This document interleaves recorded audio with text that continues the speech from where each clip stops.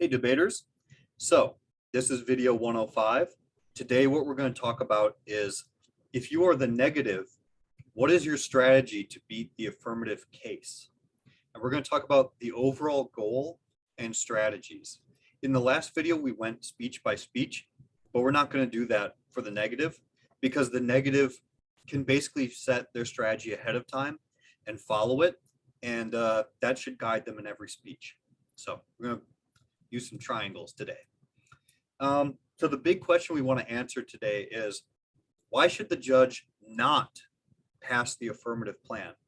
And the sub question we want to think about for that is, how would the world be worse if the plan does get passed? So keep those big questions in mind.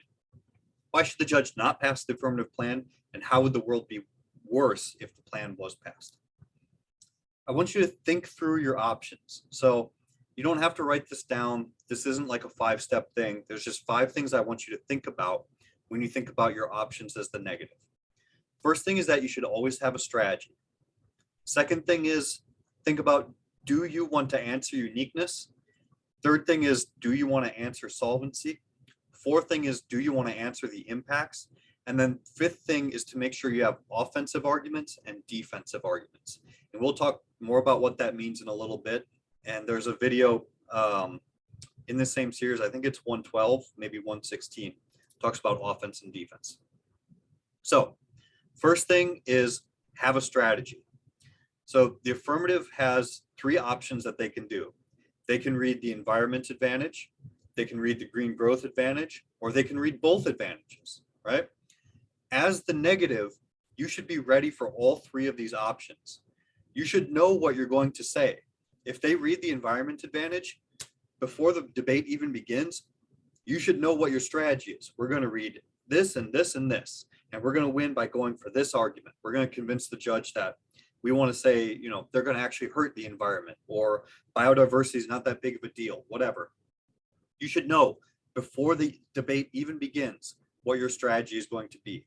And we've already talked about what the evidence says, but today we're going to talk a little bit about how to combine that evidence together to produce an actual strategy. So we're going to return to this question at the end of the video.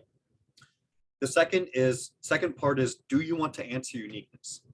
So why would you answer the uniqueness of the affirmative? So by answering the uniqueness, you can show that everything in the world, whatever they're talking about, things are okay today. So when it comes to the environment is okay today. Or when it comes to the green economy, things are okay today.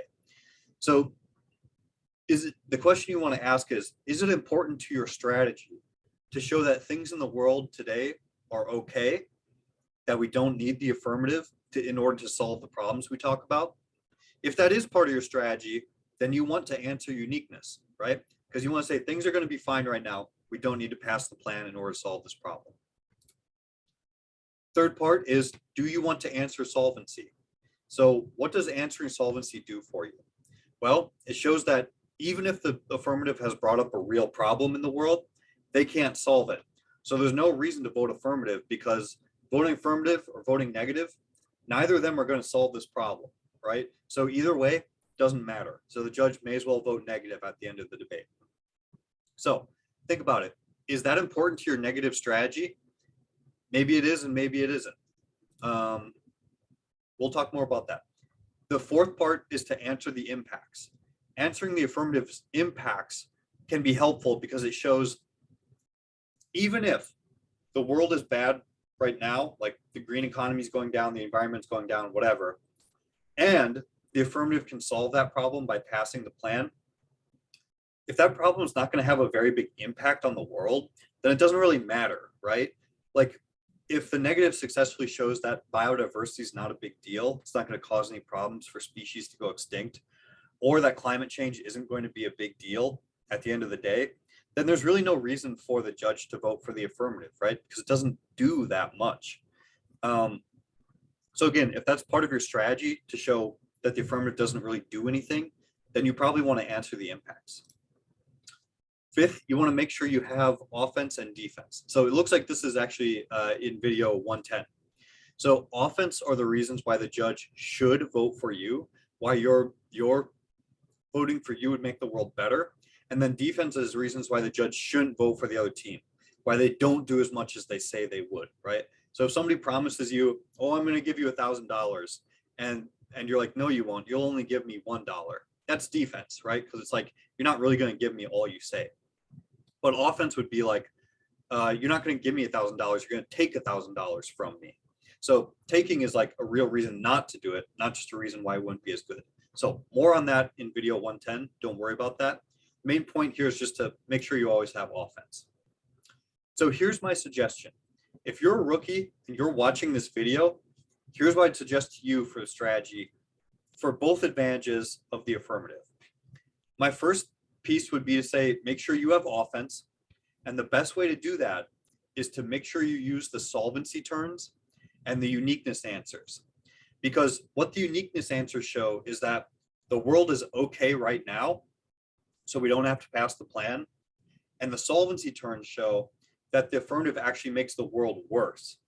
So if things are okay, but the world gets worse by passing the plan, it'll actually lead to the impacts that they talk about.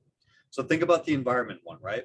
If there actually is enough water in the environment right now, but the plan actually takes more water away from the environment, then that's actually more likely to lead to biodiversity loss than if we didn't do anything at all. So that's a pretty compelling argument for the judge. So I would say, go look at the solvency turns, go look at the uniqueness answers, and choose one of each for both advantages. So for the environment advantage and for the green growth advantage, you should have one uniqueness answer each, and then also a solvency turn for each, so that no matter which the affirmative chooses to read, you'll always have some way to turn their argument against them.